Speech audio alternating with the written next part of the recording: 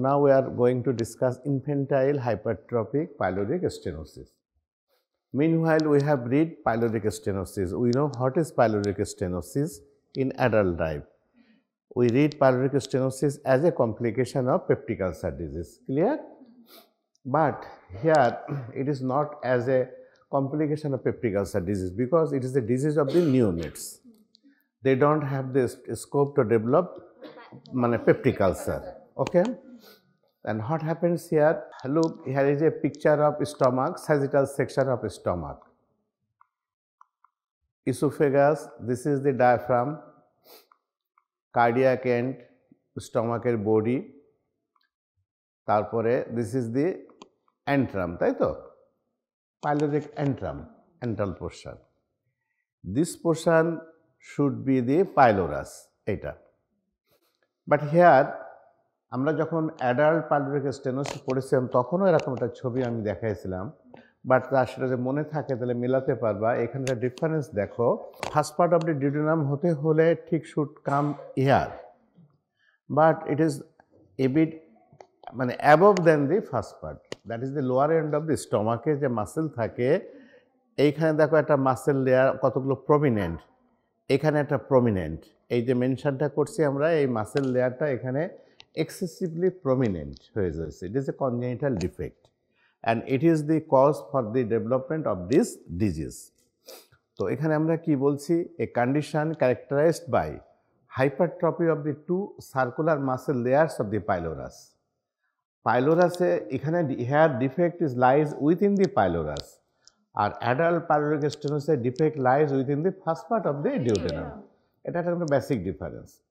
So here দেখো আমরা কি বলছি যে a condition characterized by hypertrophy of the two circular muscle layers of the pylorus. তাহলে পাইলোরাসে যে মাসেল থাকে এটা সার্কুলার লেয়ার থাকে অ্যান্ড লংগিটিউডিনাল লেয়ার থাকে। তো এখানে the two circular muscle layers of the পাইলোরাসের ভিতরে হাইপারট্রফি হচ্ছে, resulting in constriction and obstruction of the gastric outlet. তো নর্মালি যেটুকু মাসকুলেচার থাকে ওর একটা রিদম থাকে, কখন এটা কনস্ট্রিক্ট থাকে তখন ফুড পার্টিকেল পাস করে না, যখন রিল্যাক্সেশন হয় তখন ফুড পার্টিকেল পাস করে। বাট হিয়ার কি হচ্ছে, এই সার্কুলার লেয়ারটা, not the all layer, only the circular যে লেয়ারটা আছে, লংগিটিউডিনাল লেয়ারটা ইনভলভ হয় না, এই সার্কুলার লেয়ারটা হাইপারট্রফি হয়ে যেয়ে ওখানে একটা কনস্ট্রিকশন করে অবস্ট্রাকশন সৃষ্টি করছে। And this disease is a very old disease and described by the Hirschsprung, ইনি একজন surgeon and scientist also, in 1888। দেখো, regarding the epidemiology and aetiology of this disease, এখানে কিছু কিছু জিনিস আছে যে জিনিসগুলো কেন হয়েছে এর কোনো ব্যাখ্যা নাই, but it is true. That is incidence is 1.5 to 4 per 1000 live বার্থস। যতগুলো লাইভ বার্থ বেবি হয় তার 1.5 to 4% বেবিদের এরকম একটা ডিজিজ আসতে পারে। কেন আসবে তার কিছু কারণ আছে, সেটা পরে আসছি। আরেকটা এপিডেমিওলজিক্যালি আমরা বলছি কি, male is to female ratio is 4:1। কি সুখবর তোমাদের জন্য না, the male baby is affected 4 times than the female babies and increased risk in first born boys. যদি প্রথম বয় হয় তাহলে সেক্ষেত্রে তোমার এরকম চান্স বেশি, it is 4 times more chance in the males than the females in case of first born boys. এইটিওলজিতে আমরা কি বলছি, প্রথম কথা হলো ইডিওপ্যাথিক, কারণটা আমরা জানি না। Idiopathic means because this is not clearly known. সেখানে আমরা ধারণা করছি কি কি, there may be some genetic predisposition আছে। জেনেটিক্সের ভিতরে কিছু কিছু জিনের নাম মেনশন করা আছে, এগুলো উদ্ভট জিনিস, এগুলো আমরা কেউ খুঁজে পাই না, জেনেটিক্স যারা পড়ে তারাই খুঁজে পায়। এই ধরনের জিন যাদের বিষয় বেশি থাকে, they are mostly affected. আরেকটা কি আছে, rarely autosomal dominant disease. Autosomal ডমিনেন্টটা কি জিনিস এটা আমরা জানি, ঠিক আছে? So it is a rarely autosomal dominant disease and it follows a familial tradition.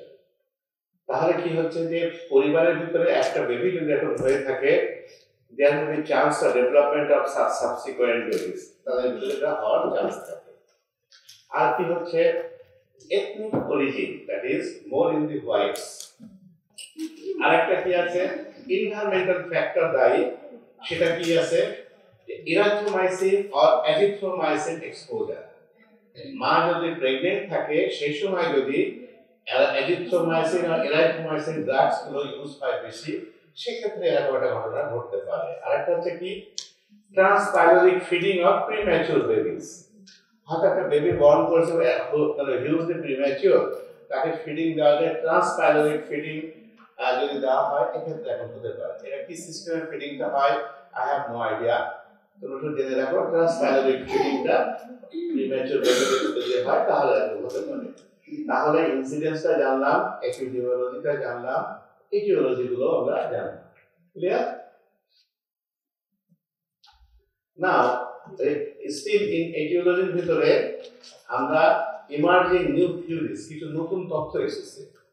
আগে যে তথ্যগুলো ছিল তার থেকে নতুন কিছু তথ্য এসেছে। সেটা কি GI hormones like gastrin, substance P, এগুলো কিন্তু গ্যাস্ট্রোইন্টেস্টাইনাল ট্র্যাক্ট থেকে হরমোনগুলো বের হয়, gastrin and substance P. This could produce chronic pyelospasm and stenosis. তাহলে এখানে একটা থিওরি দেওয়া হচ্ছে যে GI hormones like gastrin and substance P, তারপরে epidermal growth factor and deficiency of nitrous oxide can induce muscle spasm, preventing smooth muscle relaxation in the stomach. তাহলে এই একটা থিওরি নতুন এসেছে, সেটা হলো কি the gastric hormones like gastrin, substance P, epidermal growth factors, deficiency of nitrous oxide can induce muscle spasm, preventing smooth muscle relaxation in the stomach. তাহলে এগুলোকে আমরা দায়ী হিসাবে দেখছি। And another thing কি muscle layers deficient in quantity of nerve terminals, যদি যে পাইলোরাসের যে মাসল ফাইবার গুলো আছে ওখানে যদি নার্ভ টার্মিনাস গুলো ডেফিসিয়েন্সি হয়ে থাকে, তাহলে নার্ভাস স্টিমুলেশন ওখানে পৌঁছাবে না, so there is no portion for relaxation. এই একটা ধারণা করা হচ্ছে। আরেকটা হচ্ছে কি marker for nerve supporting cells, যে নার্ভকে সাপোর্ট করার জন্য কিছু মার্কার থাকে, সেগুলো যদি ডেফিসিয়েন্সি থাকে। আরেকটা কি হচ্ছে পেপটাইড কন্টেনিং নার্ভ ফাইবারস, যদি নার্ভ ফাইবারের ভিতরে এগুলো পেপটাইড গুলো বেশি থেকে থাকে, তাহলে সেগুলো prevents the relaxation of the muscles in the pylorus. তাহলে মাসেল লেয়ারের ভিতরে কিছু কারণ থাকতে পারে কি quantity of nerve terminals, nervous for nerve supporting cells and peptide containing nerve fibres, এগুলো যদি থেকে থাকে তাহলে আমরা মনে করি যে it prevents the relaxation of the pyloric muscles. This abnormal innervation of muscular layer leads to the failure of relaxation of pyloric muscle, increased synthesis of growth factors. ঠিক আছে? তাহলে এই যে নিউ ইমার্জিং একটা থিওরি এসেছে, এই থিওরিগুলোর ভিতরে এই জিনিসগুলো এখন চালু আছে। নাও আমরা দেখেছি যে এই হাইপারট্রফিক পাইলোরিক স্টেনোসিস যে নিয়ে যে বেবিগুলো বরণ করছে, ওর সাথে কিছু কিছু অ্যাসোসিয়েটেড ডিজিজ থাকছে। হঠাৎ those diseases Turner syndrome, tracheoesophageal fistula, esophageal atresia and trisomy 80। যখন তোমরা কোনো বেবিকে পাবা হাইপারট্রফিক পাইলোরিক স্টেনোসিস, তখনই কিন্তু ঝাঁপাই পড়বা না ট্রিটমেন্টের জন্যে। তাকে আগে ভাববা যে অ্যাসোসিয়েটেড এই খারাপ ডিজিজগুলো আছে কিনা। They are not a good disease, all the diseases are bad. তো তুমি শুধু পাইলোরিক স্টেনোসিস ট্রিট করতে যাচ্ছ, কিন্তু এই ব্যাড ডিজিজগুলো দেখা গেলো বেবিটাকে কিল করে দিল, and you will be responsible for this killing. তা কী হলো, টার্নার সিনড্রোম থাকতে পারে, ট্রাকিওএসোফেজিয়াল ফিস্টুলা থাকতে পারে, এসোফেজিয়াল অ্যাট্রেসিয়া থাকতে পারে, and trisomy 18। Now see the important thing, আমরা মূল ডিজিজের এখন কি প্যাথোফিজিওলজিটা কী হচ্ছে। এখানে দেখো হাইপারট্রফিক মাসেল থাকছে, তাহলে আমরা আগেতে জেনেছি যে পাইলোরাসের যে মাসেল থাকবে এগুলো হাইপারট্রফিড হয়ে যাবে। গ্যাস্ট্রিক আউটলেট অবস্ট্রাকশন হবে as a result of the hypertrophy of the pyloric muscle, there should be gastric outlet obstruction. ভালো কথা। তারপরে কি হচ্ছে, গ্যাস্ট্রিক আউটলেট অবস্ট্রাকশনটা যখন হচ্ছে, when there is gastric outlet obstruction, baby যখন ফিড করছে, what will happen? Is it possible to pass the feeding material? No, তখন ওটা পাস করতে পারবে না, তাহলে they will remain in the stomach. এবং অ্যাট প্রেজেন্ট যখন স্টমাক যখন ওটাকে আর কন্টেন করতে পারবে না তখন এটা কী হবে, ভমিট করে বের করে দেবে। তাহলে প্রজেক্টাইল ভমিটিং থাকবে। অ্যান্ড যেহেতু তোমার পাইলোরাসটা ওপেন হচ্ছে না, no bile is able to come from the duodenum inside the stomach, ঠিক আছে? So it is a non bilious vomiting থাকবে। আচ্ছা, এখন বেবি তো খেতেই চাইবে, ও বারবার খাচ্ছে, বারবার বমি করছে। অ্যাজ এ রেজাল্ট কী হচ্ছে, there is loss of gastric fluid. তাহলে গ্যাস্ট্রিক ফ্লুইড আর গ্যাস্ট্রিক জুস যেটা বেরোচ্ছে রিচ ইন ইলেকট্রোলাইটস, সেটা লস হচ্ছে। আর কি হচ্ছে, তাহলে অ্যাজ এ রেজাল্ট কী হচ্ছে, হাইপোক্লোরিমিক, হাইপোক্যালিমিক অ্যালকালোসিস হচ্ছে। ক্লিয়ার? এখানে দেখো, এখানে আমরা দেখাতে চেয়েছি এটাই, this is the stomach and vomiting occurs. এই অ্যারো দিয়ে দেখা যাচ্ছে ভমিটিং হচ্ছে। তাহলে কি হচ্ছে, হাইড্রোজেন আয়ন বেরিয়ে যাচ্ছে, অ্যাসিড বেরিয়ে গেলে হাইড্রোজেন আয়ন অ্যান্ড ক্লোরাইড বেরিয়ে যাচ্ছে। হাইড্রোজেন বেরিয়ে গেলে কী হচ্ছে, অ্যালকালোসিস হচ্ছে। ক্লোরাইড আয়ন বেরিয়ে গেলে কী হচ্ছে, ক্লোরিমিয়া হচ্ছে, ক্লোরিনটা কম হচ্ছে, ঠিক আছে, ক্লোরাইড আয়নটা কম হচ্ছে। আর একটা কী হচ্ছে, পটাশিয়ামও সেই সাথে বেরিয়ে যাচ্ছে, হাইপোক্যালিমিয়া হচ্ছে। তাহলে এই যে ভমিটিংটা হচ্ছে, তাহলে তিনটা কনসিকোয়েন্স আমরা পাচ্ছি, যে অ্যালকালোসিস পাচ্ছি due to loss of hydrogen, তারপরে due to loss of chloride আমরা পাচ্ছি hypochloraemia, and due to loss of potassium আমরা পাচ্ছি হাইপোক্যালিমিয়া, ঠিক আছে? কালেকটিভলি এটাকে আমরা কি বলছি, তাহলে ব্লাডে কি রিফ্লেকশন হচ্ছে, মেটাবলিক অ্যালকালোসিস হচ্ছে। ক্লিয়ার তো? এই জিনিসটা কিন্তু it is true for adult hypertrophic pyloric stenosis and for the infantile both. আচ্ছা, এবার কি হলো দেখো, যখন ব্লাডে মেটাবলিক অ্যালকালোসিস ডেভেলপ করলো, তখন বডি তো এটাকে কম্পেনসেট করার চেষ্টা করবে। বডির আরেকটা সাইড আছে কিডনি, কিডনি রিনাল কম্পেনসেশনের জন্য তারা চেষ্টা করছে। This is this picture of the kidney. তো কিডনি তখন চেষ্টা করছে যে এটাকে আমরা কিভাবে কারেকশন করতে পারি। They try to compensate this things. তারা কি করলো তখন, they try to excrete bicarbonate ion. যেহেতু অ্যালকালোসিস হয়েছে ওখানে, ওরা কম্পেনসেট করে ফার্স্ট স্টেপে আসলে বাইকার্বনেট আয়ন বের করে দেওয়ার চেষ্টা করলো থ্রু ইউরিন। ওর তো যা বের করার পথ তো একটাই আছে, ইউরিন। তো বাইকার্বনেট আয়ন যখন বের করতে থাকলো, তো ওর সাথে তোমার, ও একা যেতে পারে না, ও খোড়া মানুষ, ওর একটা লাঠি লাগে, ও সোডিয়ামকে সাথে নিয়ে যাবে, ঠিক আছে? তো সেখানে সোডিয়াম বাইকার্বনেট বেরিয়ে যাচ্ছে। এখন সোডিয়াম বাইকার্বনেট যখন বেরিয়ে যাচ্ছে ইউরিনের সাথে, তখন তো বডি চিন্তা করলে তো খারাপ জিনিস, আমি তো ইম্পর্টেন্ট জিনিস তোর সাথে বেরিয়ে যাচ্ছে, আমার বাইকার্বনেট যায় কিন্তু সোডিয়াম তো আমার বেশি দরকার। ও তখন সোডিয়াম প্রিজার্ভ করার চেষ্টা করলো, সোডিয়াম কনজারভেশনের চেষ্টা করলো তখন। এখন সোডিয়াম কনজারভেশন করতে হবে কি দিয়ে, হাইড্রোজেন আয়ন দিয়ে। তখন ওরা কি করলো, হাইড্রোজেন আয়নটা বের করে দিচ্ছে, দিয়ে বাইকার্বনেটকে বলছে তুই হাইড্রোজেন আয়ন নিয়ে চলে যা, তুই সোডিয়ামের প্রতি তোর বেশি লোভ, তুই সোডিয়াম নিয়ে যাচ্ছিলি, ওটা থুয়ে যা, যে তুই হাইড্রোজেন আয়ন নিয়ে যা। আচ্ছা, হাইড্রোজেন আয়ন নিতে থাকলে তখন এটা কি হয়ে গেল, কনভার্ট হয়ে গেল কি, H2CO3 কার্বনিক অ্যাসিড তৈরি হয়ে গেল। তো এই কার্বনিক অ্যাসিড যখন তৈরি হয়ে যাচ্ছে, এটা তখন বডিতে ইউরিনের সাথে তখন এই কার্বনিক অ্যাসিড হিসাবে বেরিয়ে যাচ্ছে। This is called paradoxical acid urine হয়ে গেল। ইউরিন তো নর্মালি অ্যালকালাইন থাকে, তাই তো, কিন্তু ওখানে উল্টো হয়ে গেল, অ্যাসিডিক হয়ে গেল, যেহেতু বাইকার্বনিক অ্যাসিডটা ওর সাথে হাইড্রোজেন আয়ন যোগ করে বেরিয়ে যাচ্ছে। এরপরে কি হলো, সাথে সাথে আরেকটা জিনিস কি হচ্ছে, এই যে পটাশিয়ামটা, ওরা তখন চিন্তা করলো যে পটাশিয়ামটাকে ওরা বের করে দিচ্ছে, পটাশিয়ামকে ওরা বের করে দিচ্ছে, তাই তো। তা দিলে কি হলো, হাইপোক্যালিমিয়া সৃষ্টি হলো। তাহলে প্যারাডক্সিক অ্যাসিড ইউরিন হলো এবং হাইপোক্যালিমিয়া হলো এন্ড রেজাল্টে, ঠিক আছে। তাহলে এখানে দেখো আমরা কি করেছি, ভমিটিং হচ্ছে, ভমিটিং হয়ে লস অফ ওয়াটার হয়েছে, ডিহাইড্রেশনটা তার থাকছেই, and loss of gastric acid from stomach হয়ে হাইপোক্লোরিমিয়া হচ্ছে, অ্যান্ড আদার্স যে ইলেকট্রনিক ইমব্যালেন্স সেটা আসছে। এতে করে অ্যাজ এ রেজাল্ট কী হচ্ছে, আমাদের একটা হাইপোভলিমিয়া তো থাকছে, কারণ ওয়াটারও তো লস হয়েছে, ইলেকট্রোলাইট অ্যাবনর্মালিটি থাকছে, অ্যাডিশনালি ওয়াটার লস থাকছে, হাইপোভলিমিয়া থাকলো। হাইপোভলিমিয়াটাকে কারেকশন করার জন্য কিডনি সাহেব আবার কাজে লেগে গেল, সে করলো কি সেকেন্ডারি হাইপার অ্যালডোস্টেরনিজম শুরু হলো, অ্যালডোস্টেরন সিক্রেশনটা বাড়লো, বেড়ে এটাকে ভলিউমটা কারেকশন করার চেষ্টা করলো। এখন এগুলো সবই কিডনির উপরে অ্যাকশন করছে, তাই তো? তাহলে দেখো বমি হচ্ছে স্টমাক থেকে, কিডনি সাহেব কতগুলো চেষ্টা করে নানানভাবে সে আক্রান্ত হয়ে যাচ্ছে। ইনিশিয়াল যে alkaline urine becomes acid urine, paradoxical aciduria হলো, এবং এর রেসপন্ডে বডি কি হলো? এই যে ওয়াটার ভলিউম লস হলো, হাইপোভলিউমিয়া হলো, তারপরে ইলেকট্রোলাইট ইমব্যালেন্স হলে বডির তো কিছু চেঞ্জ আসবে। সেটা কি আসলো? Bodies compensatory response to the metabolic alkalosis is hypoventilation. Body তখন চিন্তা করছে যে এতগুলো খারাপ জিনিস হচ্ছে, তাহলে আমি একটু শ্বাস ভেন্টিলেশনটা কম করি, দেখি কোনো উপায় হয় কিনা। তাহলে সেখানে হচ্ছে কি হাইপোভেন্টিলেশন। এই হাইপোভেন্টিলেশনটা যখন হচ্ছে তখন কি হচ্ছে?